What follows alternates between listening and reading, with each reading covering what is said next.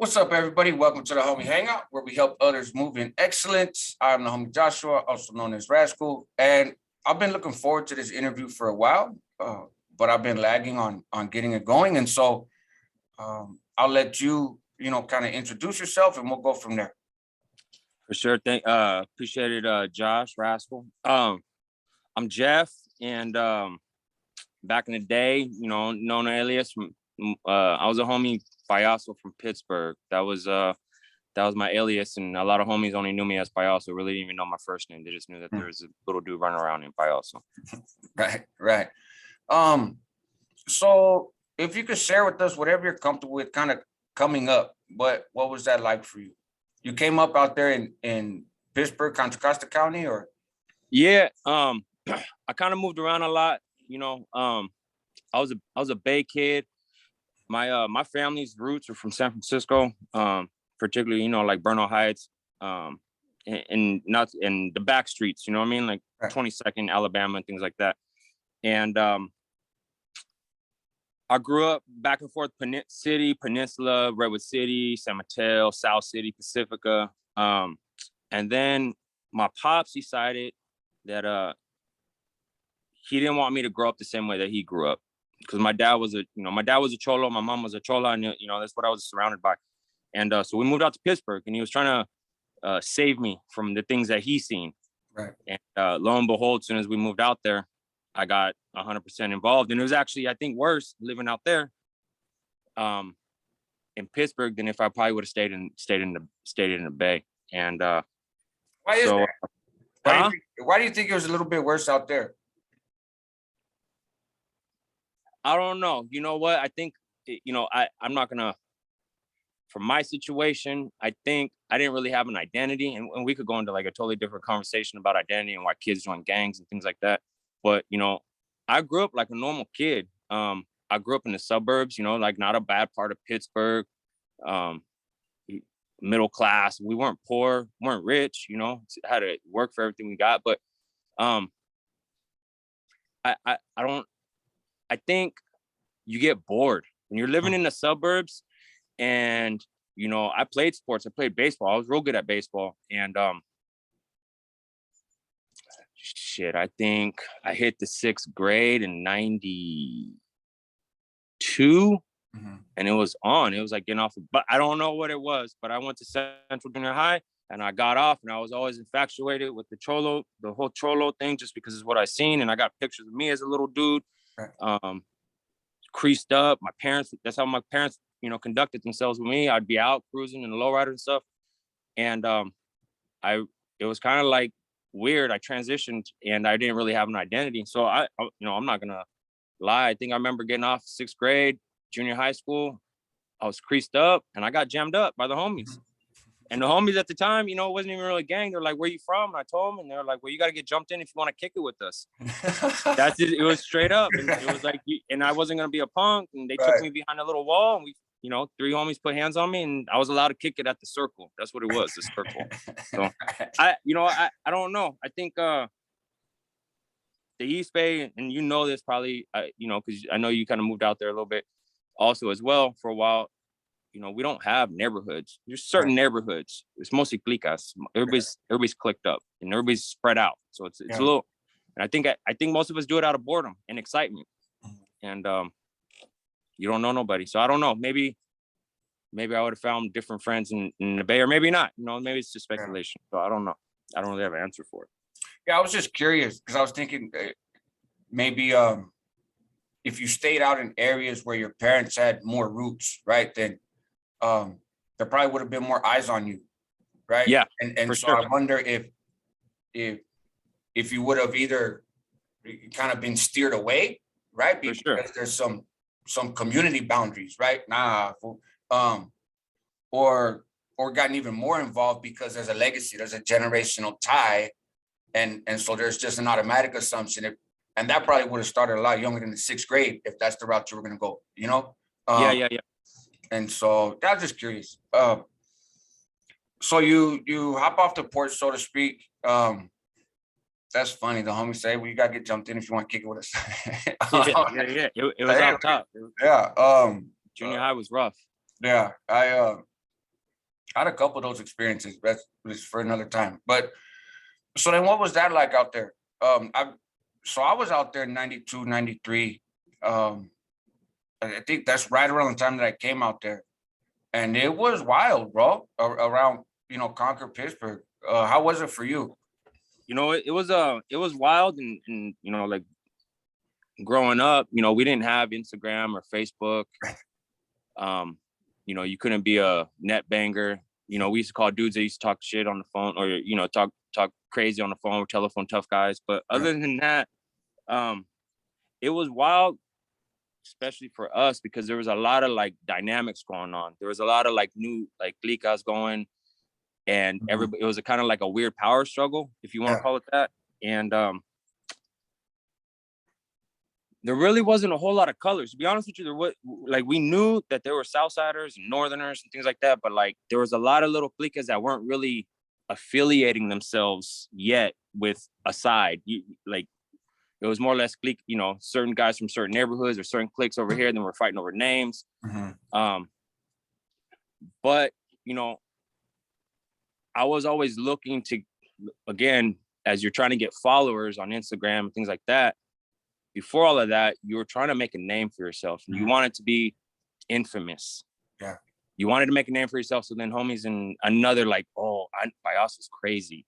Right? Like that's what we really strove for, is to have a name to where people would almost make stories about you that weren't true. It's kind of, it happens. Right. It happens. You become the boogeyman, and you kind of look for it. Right. Yeah. But fast forward, I'm in junior high. I think from the time I was in the 6th to 8th grade, I bounced to 5 different schools because it was like I was just getting down. I was fighting everybody. But before I left, where it kind of really peaked is I cut school. I cut a lot of school in junior high. When I cut school, ran into another homie that I played baseball with, and he was in another clica, like an established one, and I got jumped in. And then from there, I was like actually repping the hood, not just like the little thing. And at school, and I got kicked out of school in Pittsburgh. I ended up moving to South City, going to school out there. Got in a fight with some guys, who wore a different color than me. Right. And got kicked out of there. Went to Pacifica. Got kicked out of there probably a month later. Then my parents started putting me in private school. Got kicked out of private school. Like Catholic school didn't even want me. Right. And then I wasn't catching cases yet or anything like that. And just always looking for trouble, always willing to throw. And I don't know what I was chasing something. My pops is always asking what to do with me, and I was like, send me to military school. Yeah, I don't know why. I was like, send me. I just want to get out of here. I want, maybe go find myself. He wouldn't do it because he thought it was gonna be a waste of money. And my dad was a service member, and that's kind of what gave him his fresh start. But became a dad at 15, and I was banging at that time. When I hit 15, it's a big trans. They're small years, right. But 6th grade to 9th grade, 10th grade, it's a big power shift. And at 15, you think you're a grown ass man, and you're not. You think your small town is the world. And I was still functioning with homies. At the time, I had homies out in Daly City, so I caught a little. It got real bad around right when I was 15, 16. I was a young father, and I was still banging, and I caught a case for stabbing a dude at Concord Bart, and fought that, and then got a burglary charge, did a little juvie time again, then caught another assault with a deadly weapon charge. I got in a fight with another dude, and even though it was self-defense because this girl pulled the bat on me and hit me with the bat, she was the one that got it in the end, and it was just bad. And then I was just banging, and then I started and we have a fellow homeboy. I was gonna ask, because he don't care. So I'll put it out there, and I don't think he cares about your answer, right? So how'd you wind up meeting Chino? Whatever you want to share about that, right? Because then I know you guys got real close, and that's how I became, because I was in prison already, but that's how I became familiar with you. But I know you guys got close. We got close because I wanted more. So we ran. What's the saying? You're 7 degrees. Yes, from, yeah, the 6 right? degree separation thing, yeah. 6 degrees of separation, right? And another homie was kicking it with them, and I went over there and we clicked. It was like we were like brothers. Like we just clicked. Like we lived together. We were homeless together. Did a lot of dirt together. And at the time, my uncle got out of prison, you know, and I looked up to my uncle's mom. I think I was like 16, 17. My uncle was 35. He was young. He got, and giving me some rules and regulations on how to just conduct myself as a gentleman, you know. And me and Chino got real close. You know, we started our own thing, and we had different rules, and you know, and I already had a bad taste in my mouth because of the clique I was in. You asked about how tough it was. It was tough for us because there was again, with the power shift, we had a lot of affiliate crime, where, you know, you're affiliates with other people, but we were beefing with each other at the same time. And it didn't make any sense, because to me, I was like, we're beefing with the black gangs. We're beefing with each other from other cliques, even though we were the same color. And then we were beefing with the other guys who were the opposite colors. Right. And then we started worrying about the police. Right. And then I was like, oh, I got enemies everywhere. You know what I mean? Like, it ain't cool. I got, you know. And then at the time, an older clique out from Pittsburgh was starting to come back. And a lot of homies were bouncing from one and jumping to another, back to that. And the homies were mad about it. And I was like, we're supposed to all be getting along. So I was trying to make like a peace offering by like, hey, we have mutual enemies, blah, blah, blah. And I was like kicking it with them, but also still keeping up my obligations with my own clique. And homies try to DP me you know what I mean? They came by and, you know, sucker punched me and told me I was, you know, and I wasn't in the wrong. I was just, you know, trying to make peace amongst the alliances. You know what I mean? Yeah. And I was like, you know what, you guys are on some other stuff that you're not supposed to be on, you know, like this isn't how we're supposed to be. So me and Chino got real close because he felt the same way. And then we kind of expanded, you know, and I don't want to put too much out there, but it was a good thing. I thought it was a good thing at the time. To me, it was a beautiful thing. Yeah, yeah. And is that the same uncle? Because I believe we realized that I did time with family members here. So that's the same one. So talk about that small world, right? It's a small world. And the bad thing is I was always infatuated with that stuff because, you know, my mom's got 4 brothers, and every last one of them's done penitentiary time, you know, and 80s, 90s, in and out, you know. So I always get photos from my uncles. They're posted up with the homies, and, you know, they got their swole on, and I kind of was infatuated with it. And I was like, one day that's going to be me. Right. One day. It wasn't matter if, it was like one day. Exactly. And it's funny, I can relate to some of those things. I wound up getting stabbed in Concord when I went to go hang out with some people that I didn't normally hang out with, right? They were still from the north, but I was seeing the same thing of like all these different cliques that nobody was getting along, right? And kind of like you said, right? Everybody wearing the same color, but they're beefing. And there were some old beefs that I didn't know about because I wasn't around in that area back then. And so to me, it doesn't make sense, but I wasn't around back then. And so I'm coming in a little bit later, still in my teens, but like, man, what, you know, we have a common, in the mindset at that time, right? We have a common opposition, and it was violent.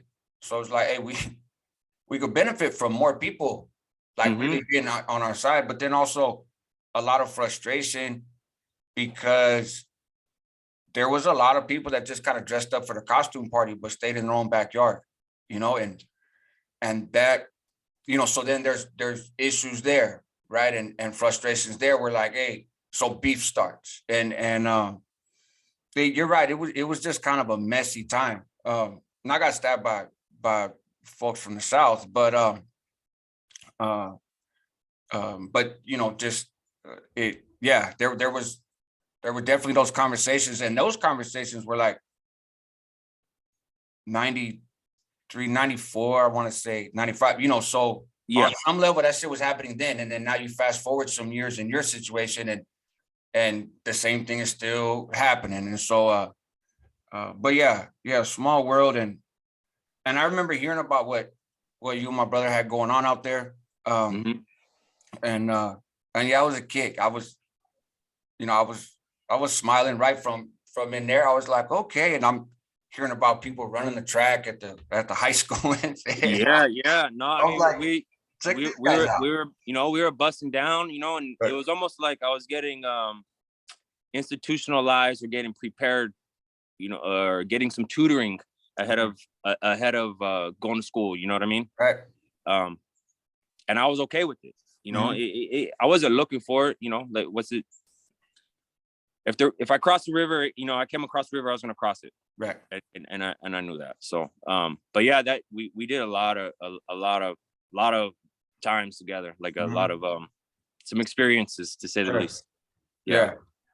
I could see, knowing a little bit about you, and obviously knowing him, I could see how you guys could, I could see how there would be a connection there, right there.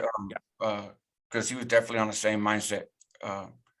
So you're going forward. You had mentioned military school a little bit, and I know when we had talked before, you had talked about kind of your views of the military, even though you're coming up and you're in the streets and things are happening, but that you had this idea for your future.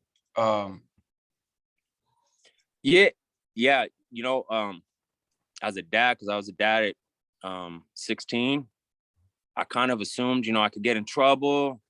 And it was the same thing. It was kind of like I was teetering the fence, and at some point you got to pick a side. So I was teetering the fence. It was like, and I wasn't going to make the decision on my own. It was sort of like whatever side I got pushed on, you know what I mean? And I always assumed that, like, hey, when you turn 18, you're just gonna go to the Marine Corps. You're gonna join the Marines, and you're just gonna dip, And remember, 18 years old, I call the recruiter. Marine comes pick me up. We're driving, and he's we don't even make it to like the MEVS or go take my ASVAB and everything like that. He goes, you got a high school diploma? And I was like, I got a GED.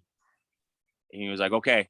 He's like, got any tattoos? I was like, yes. And he's like, are they gang related? And I was like, yes. And he was like, yeah, we're gonna turn this thing around. And I was like, what? He was like, and he's like, I could give you a waiver for one thing. He's like, I could only give you a waiver. This is pre 9/11. Right. I could only give you one waiver. So I could give you a waiver either for the tattoos, or I could get you a waiver for the GED, but I can't give you a waiver for both. The Marine Corps doesn't operate like that. I was like, okay. So I gave up, and I just kind of like went on a rampage. Like, I was working, but I'm not going to, if the homies called me and I was in the middle of dinner with my wife and my little girl, there's, Chino tell you, I leave my work boots and I'd go handle business. It didn't matter, on a weeknight. It didn't care. So, so it's interesting because, so it sounds like what you're saying, right? Is earlier pre-contacting a recruiter, you're like, look, I'm either going to wind up in a joint or I'm going to wind up in the military, right? And I'm open to either possibility, right? And just whichever happens, and I'll take it on the chin, right? But then you go to the recruiter, and the recruiter's like, this option is not an option for you, right? Yeah. You're not going to fall on this side of the fence. So that it would seem then, right? It would make sense that kind of from that point, okay, fine. Well, I guess I only have one destination then, right? Yep. And we knew what that, and we knew what that destination it was, and then, like I said, I went on a rampage. I didn't care, So then 3 years go by. I do a little county time. I've been very fortunate, very fortunate. I don't know who's been looking out for me, but that's it. Just county time here and there. And I think I was pressing my luck a lot, and 9/11 happens.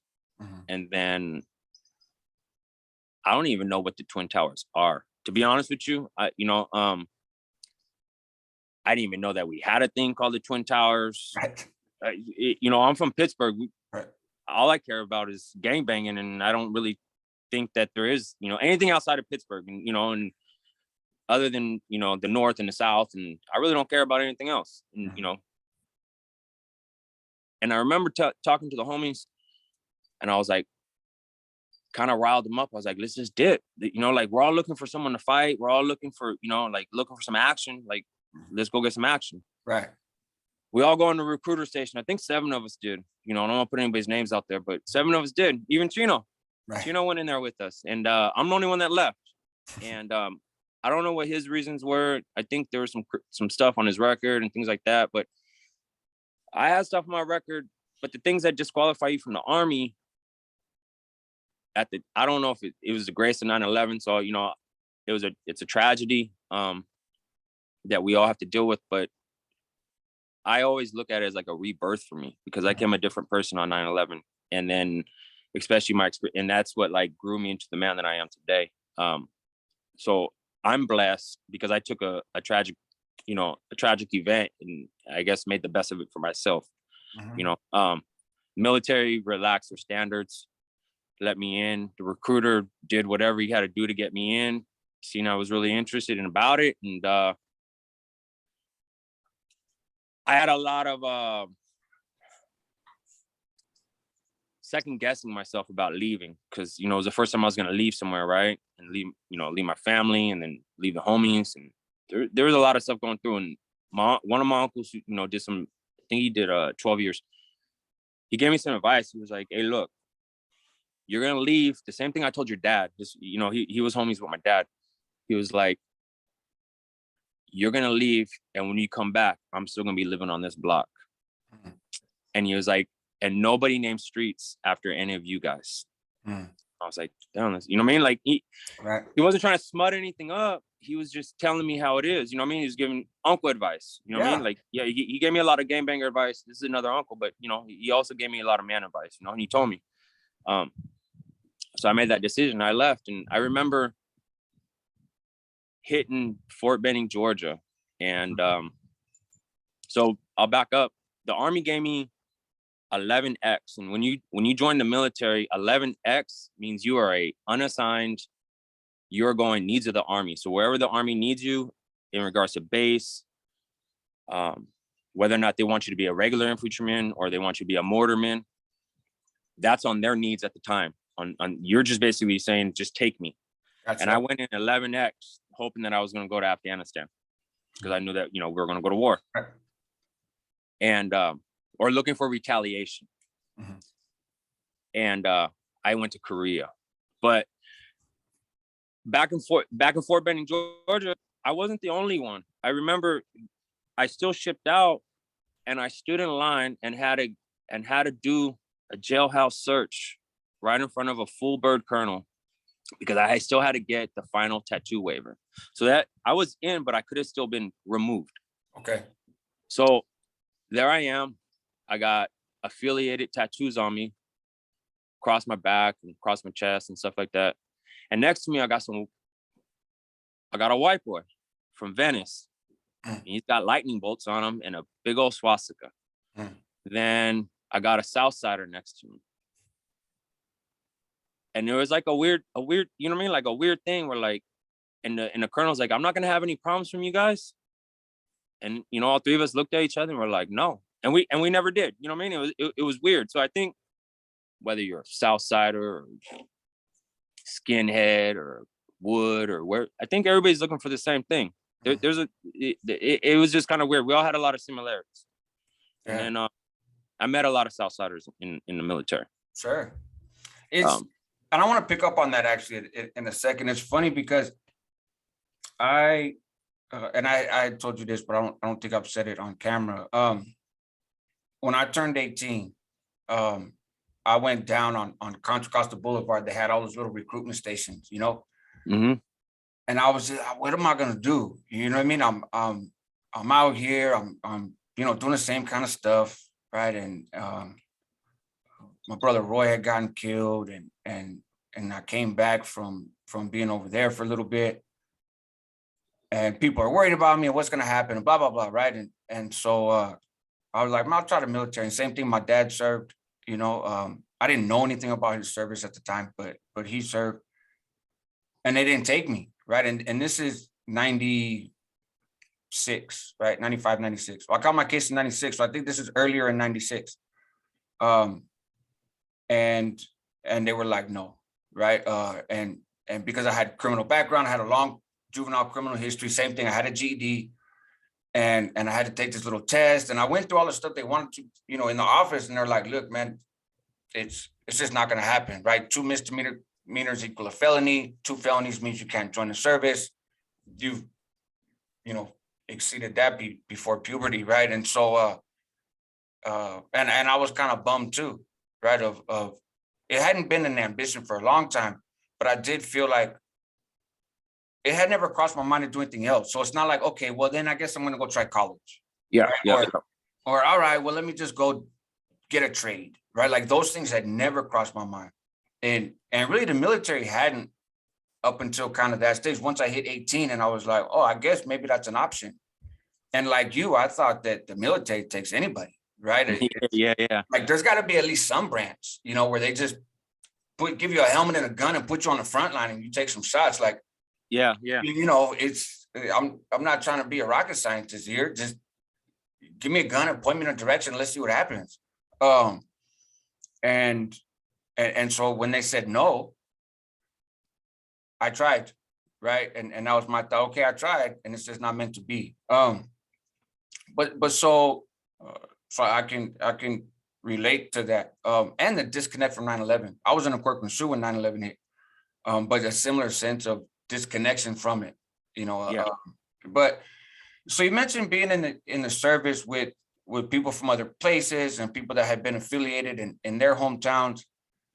And we hear this narrative about gang members in the military, right? Mhm. And you know, the police went on this whole thing, right? Where they're, you know, as gang members in the military, and they're going to the military to learn skills and get resources so that they can come out and advance their gang, right? And that's one reason that they're there. Gangs send people to the military in order to do all this. I personally, I never heard of a gang sending members to go join the military, but in your case, when you're up there with those guys, and I know not everybody's the same, so you can't speak for everybody that was affiliated prior to joining the service, of course. Mm-hmm. But from your experience, how much credibility is there to that narrative? From my experience, none. Okay. None. You know, I remember on my second deployment to Iraq, I got a. There's not very many of us to say to say that, at least with our affiliation. You know, there was a lot of homies from LA, Bakers, Fresno, and granted, you know, obviously nobody has the CDC numbers. Everybody's just, you know, just little gangbangers. You know, that's what we are. And I remember getting a homie from Woodland, finally, a little homie from Woodland. And at the time, I had a team leader underneath me who was from Bakers and had his affiliation tatted on his neck. Mm-hmm. And this little youngster wouldn't let it go. Mm-hmm. And I was like, I had to like, you know, he didn't go in there to, you know, learn the skills to take it back to Woodland or anything like that, but he still wouldn't let it ride. And it was to the point where like, I had to discipline him militarily because he's now tagging on his equipment. Do you know what I'm saying? He's putting XIV, right. He's getting petty. Yeah. Being really petty. And I was just having to like now, you know, be a mentor and tell him, you know, like, bro, we got a bigger picture right here. You know what I mean? Right. we're going to East Baghdad. You know what I mean? Like this is petty. Like your word, this dude right here, to be honest with you, you know, you always, you know, he's almost my crime partner. This dude that you say has, you know, 13 tattooed on his neck. He's a solid homeboy. Right. He's a solid dude. And I don't want to say a solid homeboy. He's a solid man, right? You know, he's a guy you want to take in a battle. Yeah. And he didn't care about that stuff either. So we were on that we were already on that warrior mentality that like we had a mission and we didn't care about that other stuff. That was the past. Right. We're not, you know, so I've never seen anybody go in there, you know, kind of be like covertly, you know, trying to get training and take it back. And no, I don't know. I've heard the same thing. I've never seen it. Gotcha. Yeah, I wouldn't imagine. Obviously, I've never been in the military, but I wouldn't have imagined there was a whole lot of credibility to it. But I figured I'd ask. Yeah. And you, I don't know how much you want to talk about your service over there. So that's just kind of an open question, right? In terms of whatever you choose to share, and how much time you spent over there. So I was that's all good. I was in the Army for 8 years. I did a 3-year. My first enlistment was 3 years. Um, like I said, I got assigned to Korea as my first duty station, and then from Korea, I got shipped to Fort Campbell, Kentucky. Mhm. And when I got to Fort Campbell, Kentucky, they were going to Iraq. They were going to go. They were going to the Super Bowl. Mhm. To go fight an army. You know what I Right. mean? And that's what you look for, in the military. Nobody knew that, Iraq was going to turn into what Iraq turned in, what it was like on my second deployment. But I love the military. I re-enlisted the first time, or the only time, while I was actually in Iraq. And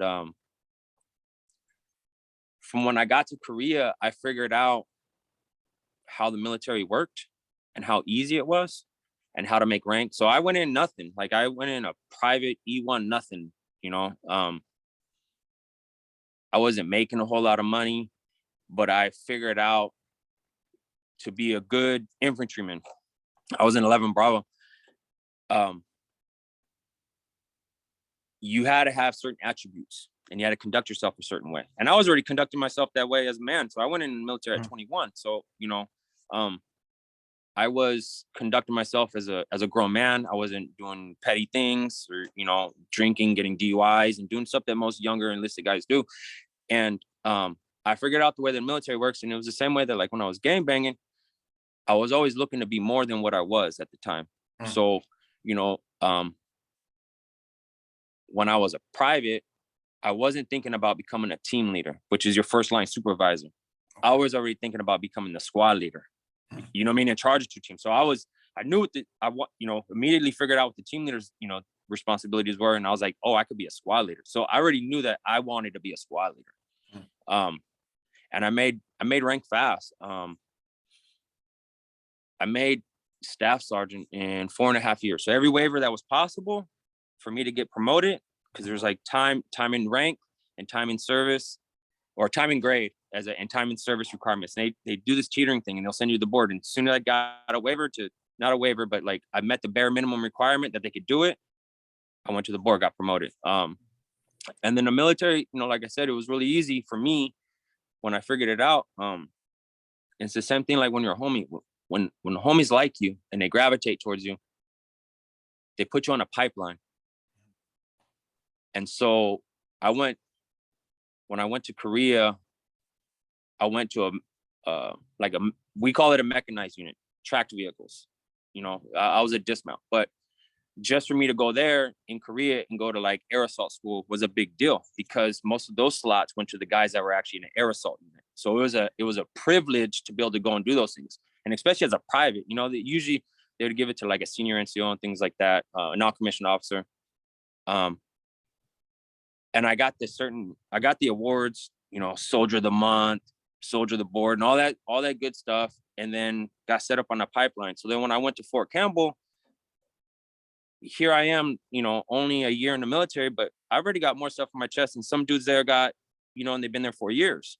And I went there and I got promoted, automatically, because you automatically pick up, E4 or specialist. And then I was a specialist for like 6 months, and I got promoted to sergeant.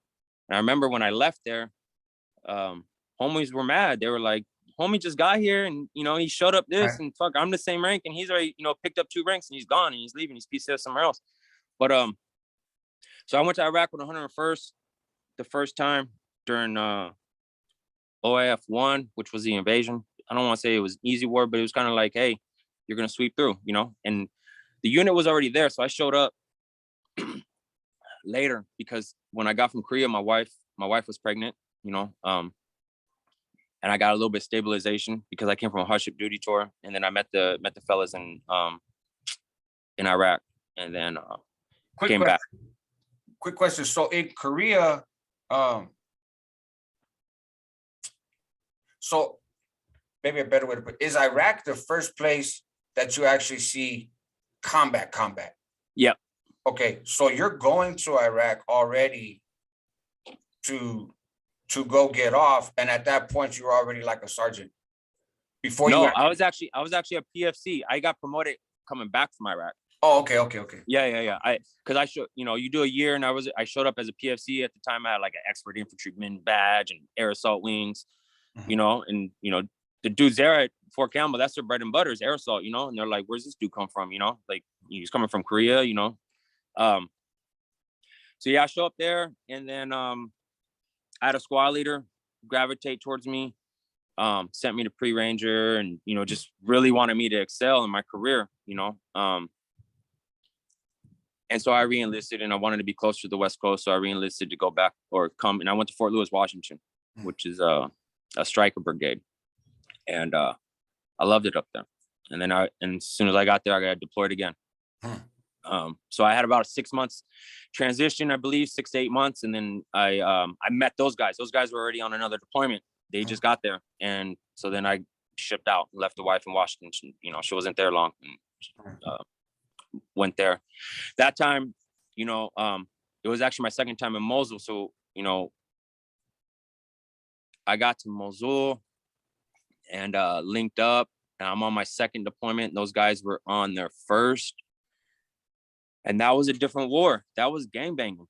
That was not a traditional army. That was 3 dudes rolling around looking to do dirt. That was 3 guys in a Caprice Classic. Believe it or not, those dudes drove Caprice Classic or Caprice really? box Chevys. They drove box Chevys, and I thought you were making an analogy, but it's really box Chevys. yeah, it's really box Chevys, and it was really easy for me there. It was my second time in Mosul, and at that time I was a team leader, so I had my own fire team, and so I had my own guys, and I didn't lose anybody or anything like that. Then I got blown up by an IED on that deployment. Got a lot of firefights. I got some not a lot of firefights. A lot of people paint this picture that, you hear the word war and you assume that there's just gun battles every single day. And it's not like that, What's weird though, at that time, it was almost like, it was like a day job. We lived on a FOB, and What's a FOB? A forward operating base, which was one of old Saddam's palaces. And we lived in little connexes, and it was almost like a day job where, I'd get up in the morning, go hit the gym, wake my guys up, and we would have a mission. We'd be like, hey, you're going to go look for bad guys over in this sector. So we're going to go rep our hood, right? It was basically the same thing we would do, roll around looking for bad guys, looking for opposition. And we did the same thing. And it was almost like from sun up, you'd hear first prayer, and then you'd hear an IED go off in the distance, and a couple here and here. But you weren't necessarily in it like that every day, And then, but you would always look for it. You do presence patrols, and things of that nature. And then you'd come back towards the end of the evening. Sort of like, bad guy said, all right, cool, that's it, see you tomorrow. We'll try again tomorrow. And it was like that. It was like a day job. Like they were doing their dirt during the day, and we were doing ours during the day. And we had night missions and things like that we would conduct, like raids and things. But for the most part, it was a day job, gangbanging basically. It was interesting. It was rather interesting. And how does because I might have cut you off. How does that compare to the first tour, when you first went? The first deployment, we were looking for a regular army uniform soldier. A lot of the other units laid waste, to a lot of guys. Guys were lost, but it was a different war. Like those guys didn't want none. They didn't want it, like I remember like rolling up on, best analogy is, you rolling around looking for a certain dude who's opposition, but he's kind of in disguise, and you'd run up on him, and then he'd be like, no pedo, I don't want no bullshit. Right. And you tell him to lift up his shirt so you can see what color belt he had on. So dudes were incognito. They didn't want none. They just said, we don't want to fight these guys. There was some loyalists, but they didn't really want to fight. There wasn't like an established resistance yet. you know. So it was hard, you know. A lot of those guys during that deployment thought that they were going to be in country 3 weeks and go home. And next, you know, you're there a whole year. And then, so it was different, you know. The second one, like I said, it was the first Iraqi elections going on. So there was a lot of resistance. And now these organizations organized themselves. Now we actually had Al Qaeda in Iraq, AQI, and we were looking for Zarqawi. And we had Shia militias. So what was weird is they were fighting each other while fighting us at the same time. You know, you had the Shia and the Sunnis fighting each other. So that was a big difference. And then that's when the IED started getting involved. You know, they started blowing anything up, especially roadside bombs. And then that's what I got hit. I got hit by an IED on a dismounted patrol. And I mean, you don't have a prosthetic or anything. So how'd that go? I took a piece of shrapnel on the arm, went right through and went out, blew me into a fence, kind of ruptured my eardrums and things like that. But other than that, I was good.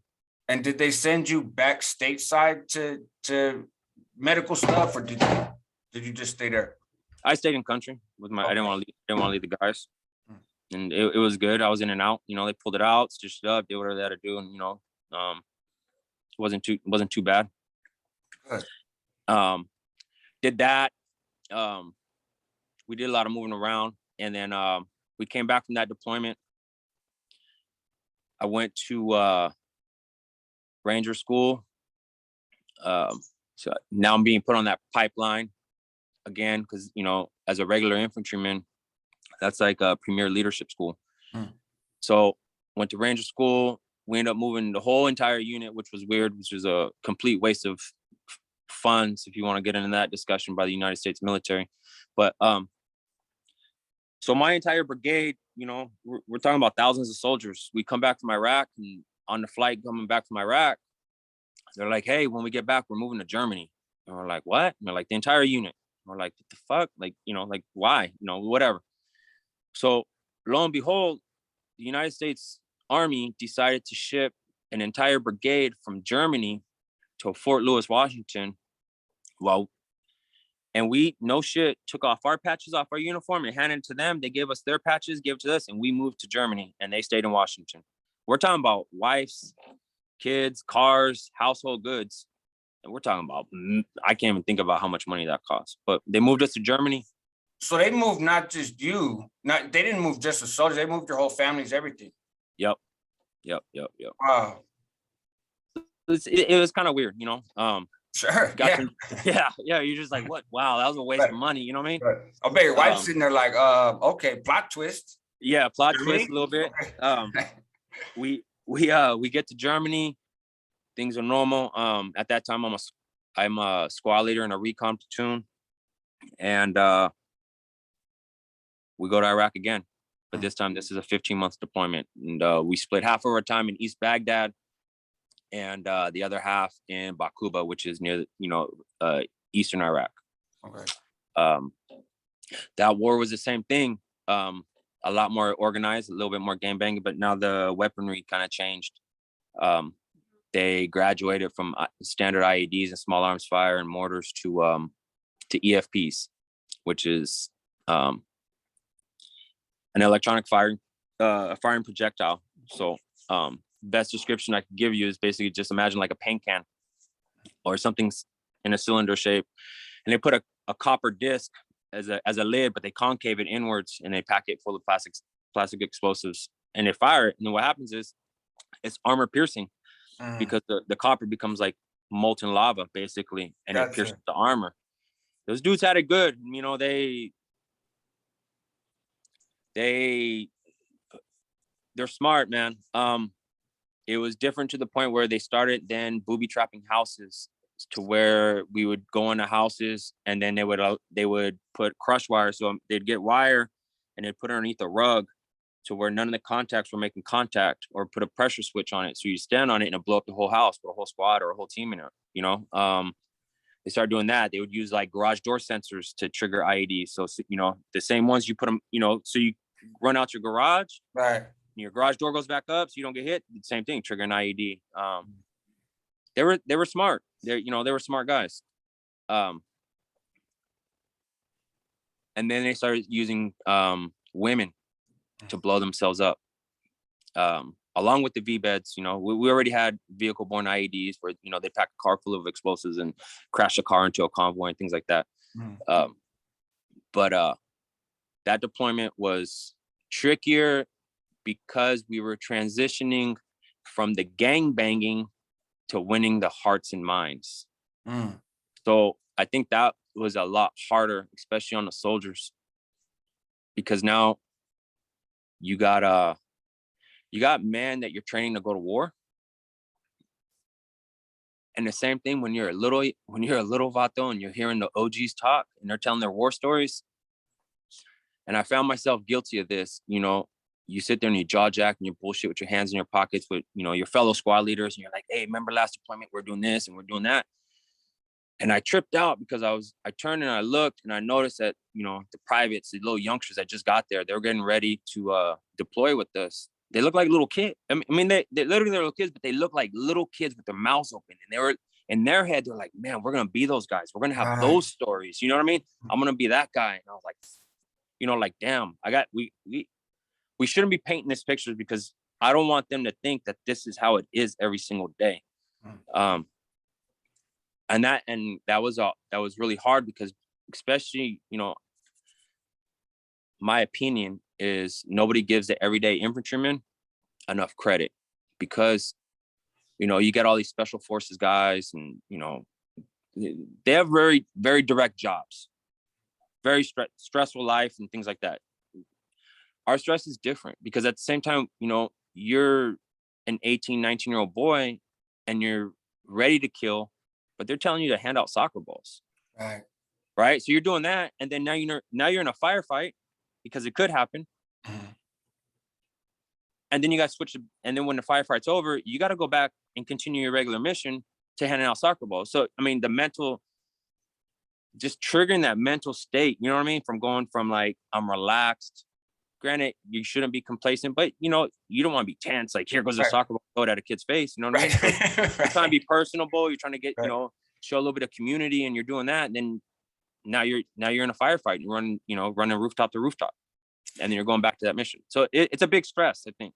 And I don't think the average infantryman gets enough credit for having to be that dynamic mentally. Yeah. I don't. What you're saying makes sense, and then also doesn't make sense, right? Like, what you're saying about the challenge in doing that, it seems kind of like a no-brainer when you hear about it. Like, of course, that would be an incredibly challenging task for anybody. And I don't know necessarily how you train somebody to be able to do that so much. And then it makes no sense from a layman, from a non-service person on why you have the same person doing that. But I guess you don't have much of a choice because people start shooting, you got to shoot back, right? So, well, you may have it. You become institutionalized in your own way, right? So, you know, the biggest thing is for homies getting out of the penitentiary is, I remember my uncles getting out, they were busting down machina, you know what I mean? They were getting their burpees in still, you know, they just had these habits, you know, just eating with their arms around food, you know, we eat the same way. Soldiers eat fists up and just eating. Yeah, you're tasting it later type thing. And you get that institutionalized, so you're always on edge and things like that. The thing is with the militaries, especially in that scenario, you're trained to kill and you're trained to fight, but no one trains you to be that peacekeeper. So you're trained one way. So the best analogy I guess saying is getting a pit bull. You own a pit bull, I own a pit bull. You train this thing to fight. And all of a sudden you're like, you know what? Pump your brakes. I don't want you to be a fighting dog. I want you to be a house pet now. Right. And it doesn't work. It doesn't work. That's the bet. And so the dog's institutionalized in its own way, right? Yeah. No, that makes sense. So, and you mentioned how on this deployment in particular, and I could do a whole nother video with you just talking about Iraq, right? But how the mission had changed, or the style of war had changed in the sense that the opposition had started not only using this more sophisticated kind of guerrilla warfare stuff, but also started then using civilians and in a more direct and more kind of dramatic way, right? So I would imagine, but then also the hearts and minds thing, right? So I would imagine the hearts and mind role, the timing of that, the timing of, hey, we're gonna win hearts and minds instead of just kill everybody, coupled with, well, the opposition has their own agenda and they've decided to take this route, right? Would create. I wonder if you think that those two were related. Like, so did the opposition see the intent to do hearts and minds and be like, okay, you guys want to play that game? We see a weakness. We can send women at you. We can send children at you. I'm You sure. know, like, was it a chess game thing or? I believe it was a chess game. And then you become complacent. The same thing, like you're gonna get touched when you're complacent. You know, same thing with being on a yard or being in the streets. When you're slipping, and you know, when you're doing hearts and minds, you're slipping. You have security up, but it's not the same sometimes. And you get battlefield fatigue from having to have that stress of always being on edge. Then you have to, at some point, you need to like release it. You know what I mean? Yeah. So you can't be like behind an optic on a rooftop scanning. It's really hard, day in, day out, you know, sun up to sundown. And I think guys get complacent, and you know, they give us the new missions along with the regular missions. So you got the hearts and minds, and yeah, you're just complacent. So I think the enemy they seen a weak spot, and they said, hey, these guys are handing out soccer balls, or they're handing out food, or they're handing out vaccines, or they're doing this. So let's exploit that. Sure. For sure. Yeah. And then their people are oppressive as well. So at this time, they're also having a power struggle amongst themselves. You know, like, you know, they were, Sunnis and Shias were killing themselves, and they were already establishing like real strong footprints, and they were really oppressive and policing their own, on top of trying to fight us at the same time. Right. Yeah, like I said, I could do this all day. I appreciate it. It's fascinating for me, and I think for a lot of people, and we get the privilege of it being just fascinating. Yeah. So it's I know sometimes people will hear me talk about prison like, oh wow, it's fascinating, right? And I get what they're saying. There's a part of me that's like, I'm glad it's entertainment for you. This shit came at a cost, type of deal, right? Yeah. And so I don't mean to come across that way. I've kind of been in that space in a different lane. And so I recognize that it's a luxury for us that haven't served to be able to sit back and hear the stories and hear the perspective and hear all this stuff, right? Because it comes at no cost to us, right? So you stick around now. It seemed like at some point you had a plan to make the service your career, right? Or did you just have a plan to rise up the ranks up until you decided that you weren't going to play the game anymore? You know, I wanted to do 20 years. So I did my 8. And I'm not going to blame my wife or anything like that, but you know, there's a lot of fatigue that happens with the family. You know, I have a little boy, and at the time I had a little girl who's my oldest, you know, and I've been with my wife since I was 15. So, and she's kind of, not kind of, she is the foundation of the home. And, you know, she was tired. She, you know, she was like, your son needs a dad. And, you know, as much as I wanted to pursue my career, it was time for me to be a dad. And it's really hard. It's really hard to be a dad and to do both. So I contemplated it. I actually had a really good assignment. I had an opportunity at the time, because my old platoon sergeant was the branch manager over at Ranger Branch, and he was going to send me to go be a ranger instructor and offer me $50,000 to re-enlist at the time, you know, cash, you know, basically cash, tax-free and things of that nature. And I called it quits. I said, you know, I gotta go raise a family. And I had a huge institutionalized power shift to come back. And it wasn't so much PTSD at the time of like nightmares and, you know, things like that. Yeah, you're on edge, but it was more sense letting my ego die. Because you know, like I told my dad, you know, my dad asked me one day, he had me go to dinner one day, and he was like, "Hey man, I'm really worried about you. So I don't want you to do something to your family." And you always hear reports, soldiers come Right. home or things like that. They do all kinds of shit. And he heard one, I guess, where a soldier came home, killed his family, and did some shit. And again, analogy, I told him right there, I was like, you know what it feels like, Dad? And I was like, it feels like I was on an offshore racer, like that boat that they would use in Miami Vice. Mhm. And I was speeding and I was doing, 100 miles an hour on the water. And now I have no gas, I have no waves, and I don't know which direction land is. And I'm just sitting out there in the sunny as hell in this boat that can do whatever the hell it wants. So I struggled a long time with trying to find another identity. So the same thing where I was trying to struggle to find an identity as a youngster, becoming a gangbanger, and wanted to be the best gangbanger there was, be the biggest, baddest dude out there. And then when I was in the Army, I wanted to be that same person, but in a different aspect. And then I had to let that person die and become a dad and just be a dad. I struggled with it just a lot when I first got out, riding bikes, and then the homies would want to entertain me with certain things, and I just at that time I felt like I graduated, and I was like, I don't need this petty stuff that you guys are dealing with, and I'm not better than you. It's just, unless you want to make some money, then I really don't want to deal with it. So I'm not a dope dealer. I'm not a dope dealer. It's weird. It's like, back in the day, you're either a dope dealer or a gangbanger. I was a gangbanger. It's just what fascinated me. Same. Yeah, that was the same with a lot of us. It's hearing you talk about it, it reminds me. So I had a identity struggle coming home, right? Because I was affiliated and I was programmed, and I had gotten used to being in prison.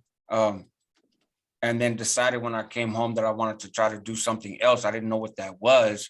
And so it was hard and a very long process of like that whole question, right? Of who am I? Right. And letting that, I think it's powerful when you say you got to kind of let that person die. Right. And I think that's what a lot of folks struggle with. And I hear that from some of the subscribers, right? Of just transitioning in life, and maybe not so serious as getting out of the military, or not so serious as getting out of prison, right? But just, you grow older, you start to have other interests, you start to have other loyalties, but you want to hold on to that. And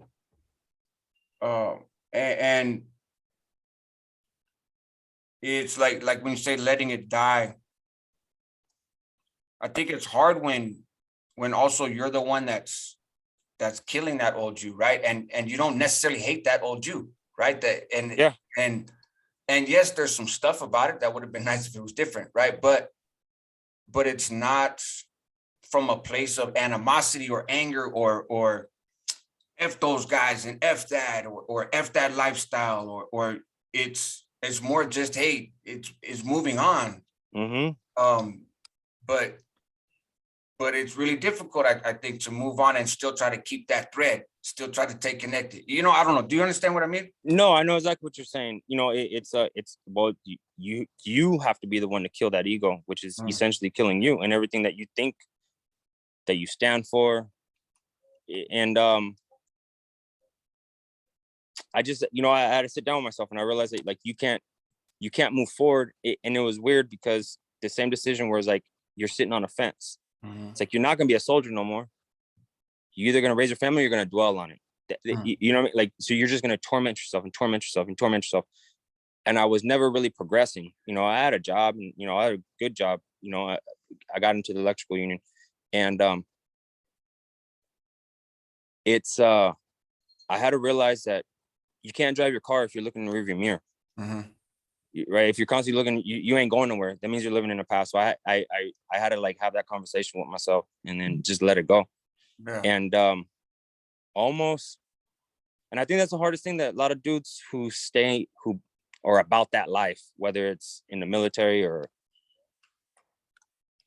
gang banging, and they end up doing prison time. I know dudes that did 1 or 2 deployments, and, like, they didn't retire from the military, but they've been out 15 years, and that's all they talk about. It was like the Al Bundy syndrome, you know what I mean? And I didn't want to be that guy. I don't want to be that guy that's still talking about my deployments and reminding everybody that I did this and did that, because that was old me. And you know what? People don't really care. Right.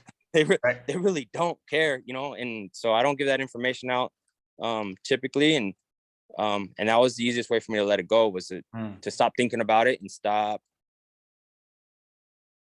conducting myself like that. So I had myself like an ex-soldier, like real militant, and Right. I had a Oh, I lost your audio a little bit. Oh, hello? uh-oh. There you go. I lost you for a second. We lost the audio. Yeah. There it is. Yeah. So I was saying I had to just become Jeff and not become a soldier, and not become, that's the biggest issue with I think guys, and they can't let go.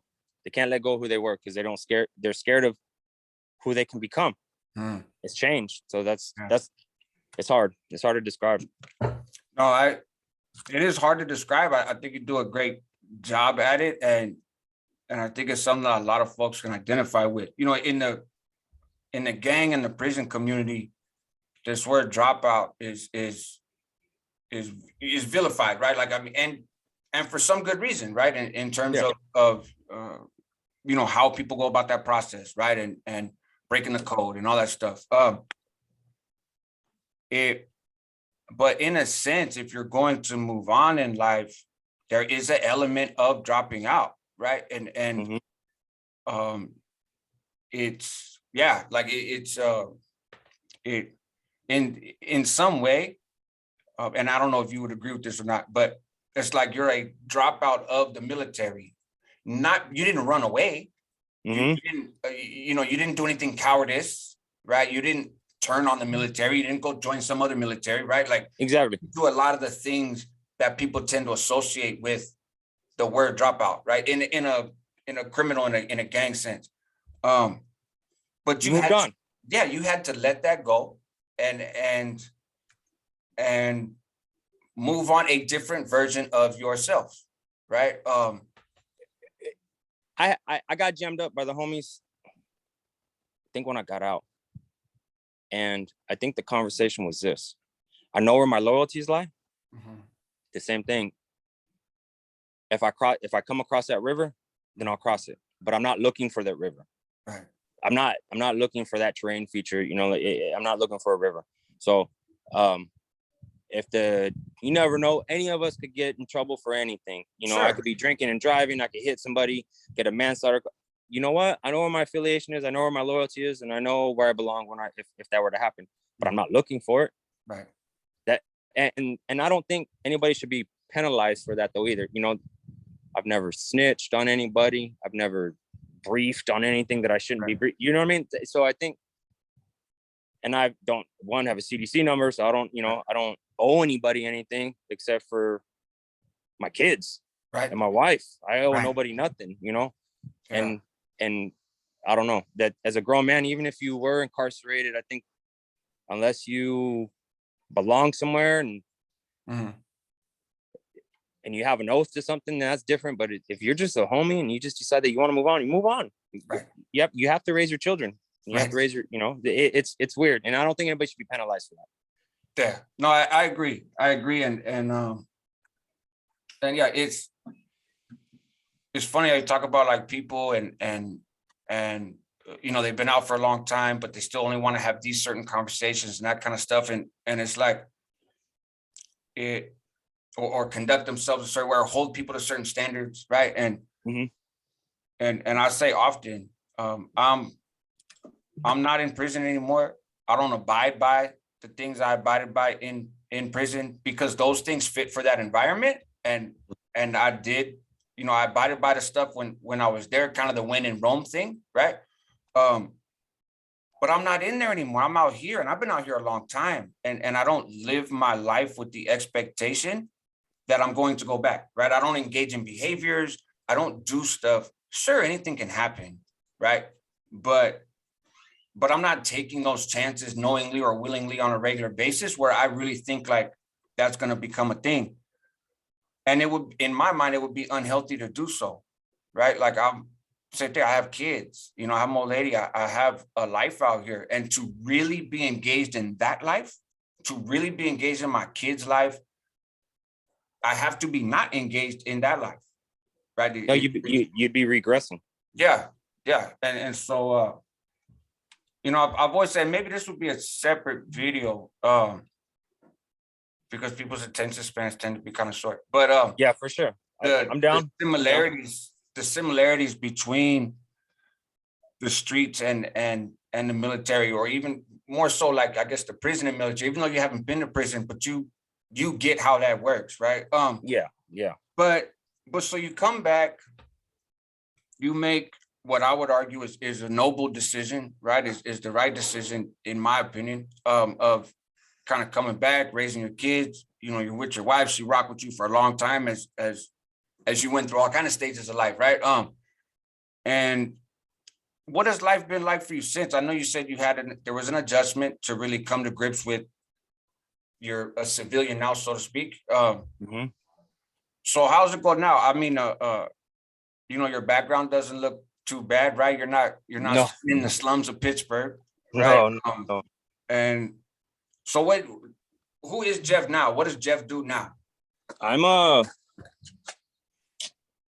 gonna let, dude. I'm a construction worker. I get up and you know, I get up. I'm a hardworking guy. I get up and I try to make the best of every day, and I always know that it could always be worse, right? So I could either be dead, and I think about that sometimes. Like, you know, I get in my car or my truck, my work truck in the mornings, and I back out. Some days I look at my house and, you know, I kiss my wife goodbye in the mornings every morning, and I'm like, dude, like, I know so many homies, not just like associates, but like before then, like, went to the pen that are no longer here. We're not gonna speak on certain names, but no longer here. Like, I could probably count 5 plus probably 4 homies before I went to the army that were done, you know.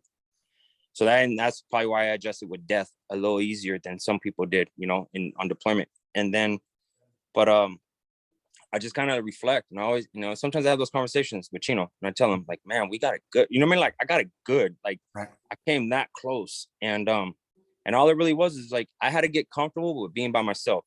I have my wife and have my kids, but what I mean by like by myself, I had to learn to be comfortable by not relying on another man in regards to other men in their company. Does that make like the Yeah. And not caring about what the opinion was of them. But other than that, man, I get up every morning, I work, I'm a construction worker. I'm just trying to retire, you know. Right. I'm trying to get a pension, you know. That's pretty much it. I have a beautiful house with my wife, and we try to travel, and I try to do all the opportunities that I couldn't do when I was younger because I was so narrow-minded. So that's why I'm so open-minded about everything. Yeah, I you know, I follow you on Instagram, of course, and yeah, you have a lot of toys. You guys go on a lot of trips, man. You know, from the look of Instagram, right? You you know, you're living pretty well, and so hats off to you on that. Appreciate it. Last one, real quick, because it sounds like yeah, I gotta go. Yeah. So last one, I know you like surfing. Yeah. What is it that you get out of surfing?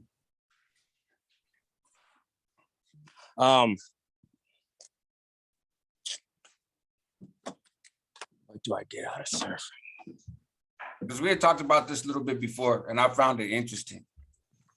So I picked up surfing, not wanting to sit in traffic, and, you know, I'm pretty athletic, you know, I can pick things up pretty quick. But I picked up surfing because I needed something to clear my head. So it taught me a lot about life. And there's days I go out there in the water, and the thing is, like, you're disconnected. You can't take your phone. You have to basically, it's strategic. It's all about positioning. It's like playing chess in the water. It teaches you a lot about life, but that I get a lot of humbleness. It just humbles me, just being out in the water, just being constantly humbled that there's something bigger than me. You know, you're essentially trying to catch a moving target that's traveled thousands of miles across an ocean, and now you're going to try to ride it. You know what I mean? To me, that's just, it's amazing. So that's what I get out of it. It humbles me, and it makes me kind of reflect on like who I am and what I want to do, basically. So it's like my meditation. Yeah. So I get an hour and a half meditation. There you go. Look, man, I appreciate your time. Please extend the appreciation to your family too for sharing you with us. Yeah. And yeah, bro. I respect your service and also just what you've done with your life, man. The expression "a real one" is thrown around a lot, man. Yeah. But you're a real one, Jeff, and I appreciate you, bro. Thank you. Yeah, appreciate you too. All right, folks, that's a wrap on this one. Help others move in excellence. That's what homies do. Help yourself at the same time because you're worth it, and help your community because they need you. Catch you on the next one. Take care, brother. All right, brother. All right.